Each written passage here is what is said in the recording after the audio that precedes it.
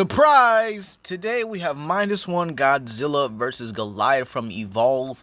And here's the fun thing. They'll be sized equalized. Yeah, we're actually gonna get a giant kaiju battle this time. So, first things first. How tall would Goliath be if he is to fight against Godzilla -1, right? Well, Godzilla -1 isn't really that big compared to other Godzillas. He's actually around 164 feet in height. So this will actually be pretty important. Now, Godzilla -1, or -1 Godzilla here, or, let's just call him Godzilla for this one so we don't have to really take too long in this video, has one of the best regenerative healing factors, well, respectively amongst other Godzillas. However, his durability, in all honesty, is not really the best here.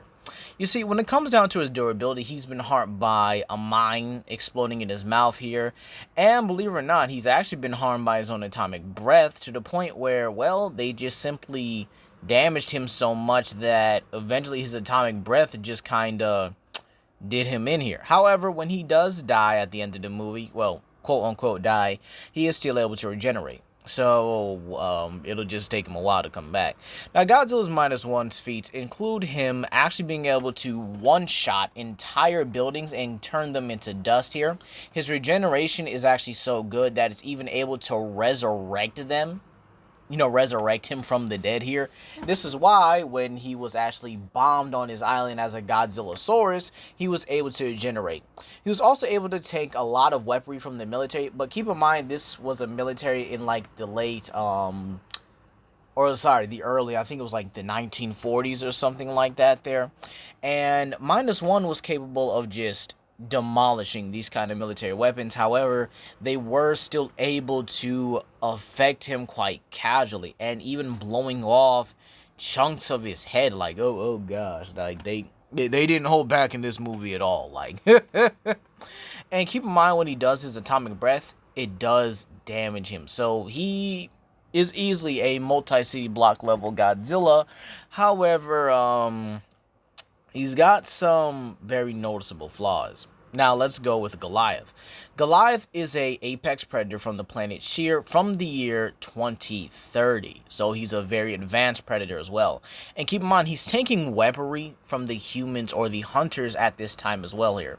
Now, you might say this isn't impressive here, but keep in mind the hunters actually have building level to around city block level feats here. However, Goliath would exceed these weapons as they're really not a problem to him at all. And he's casually able to tear out anchors that are capable of holding, well, multiple anchors, mind you, with a single one being able to hold the likes of Moby Dick, a whale that was capable of destroying entire ships like it was nothing. And these were like big, ancient, ships and stuff there. And yet these anchors are capable of one-shotting him. Now, keep in mind as well, with evolved monsters, the hunter's weaponry is actually designed to try and bypass the durability of these monsters, okay? Because again, they not only have their natural armor, but they have an additional layer on top of it. So the hunter's weapons are to try and bypass it by any means necessary. And Goliath is actually capable of ragdolling these hunters quite casually here. Goliath is also capable of tearing apart the reactors of the hunters' main bases. These reactors are made for basically a nuclear power plant. And believe it or not, he actually tears apart a nuclear power plant itself here. And, well, I think that kind of just puts that into perspective, right? However, there is much higher scaling for Goliath when it comes to evolve here.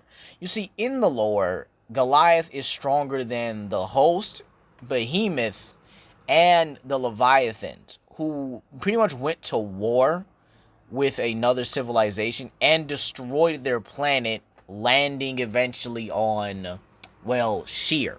To which Goliath is confirmed to be the definition of strength on that planet and simply surpasses these other monsters. Meaning that you could easily get Goliath from a multi-continental level, especially scaling above an entire species worth of these monsters. But you can also make the argument he could possibly even reach planet destruction levels, or at least surface levels of destruction. Basically, small planet if you really want to get it to there. But then again, you still have that kind of scaling pretty much, right? As again, he's scaling above the hosts, behemoths, and multiple leviathans, meaning that Goliath could easily reach those multi-continental levels quite casually, and he's a much smaller monster, right? So adding on the sheer fact that that in this one he is the same size as Godzilla -1, and we have ourselves a very powerful and very devastating monster that is capable of wrecking pretty much anything he comes across.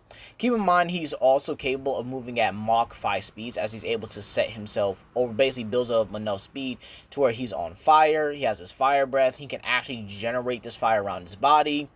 And he can also gain the abilities of some of the tougher creatures that he eats, including, and not limited to, regeneration.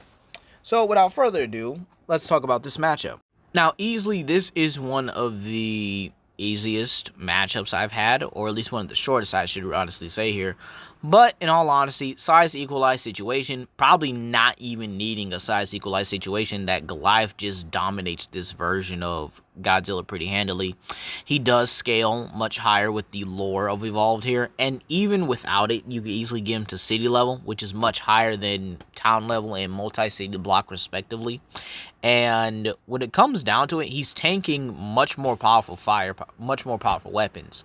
Now, I could do a video about can the Hunters take down Godzilla -1, and in all honesty, I think they would. Their weapons are meant to bypass durability, and I wouldn't say they negate healing factors, as they are not able to negate the monster's healing factors in Evolve here. But Godzilla being able to toss around, ships and stuff here, being able to one-shot entire buildings with a tail slap, turning them into nothing more than ash itself, as described by the novelization to Godzilla -1, is still very light compared to what the Hunters are capable of. And you might say, oh, well, how are the Hunters still capable of being able to defend themselves against Goliath? Now, excuse me, how are they able to defend themselves against Goliath? And it's pretty simple and easy. They have shields. Like, all of them actually have shielding, and this allows them to block Goliath's attacks to a certain extent. However, if Goliath starts hammering on them physically, then them shields are coming down pretty easily. So his physical AP would scale above his fire breath. Now, I do think Goliath would definitely go about this more physically, as this Godzilla really doesn't have too many hand-to-hand combat feats and hasn't fought another monster. I know there's a lot of speculation that he is going to fight Biollante in the future, but then again, that is more speculation than actual feats here. But overall, I could actually see this being that Goliath actually can run down this Godzilla even before he gets off his atomic breath. Now, the thing is, if Godzilla does use his atomic breath, then he's already going to damage himself due to its power. And then Goliath is going to see that and immediately take advantage of it. I don't think the atomic breath is going to one-shot him. It's going to take a lot more than that. Plus, Goliath likely is going to interfere with it by throwing just a huge rock or a huge chunk of the ground at him. Keep in mind, again, he's around the same size as Godzilla -1, meaning his attacks are on a much bigger scale, or he could burn Godzilla before he does that. And again, it's very possible you could scale Goliath's reaction and combat speed to a lot of the Hunter's weaponry. They have laser cannons. They actually have lightning guns, meaning you could get him to around massively hypersonic.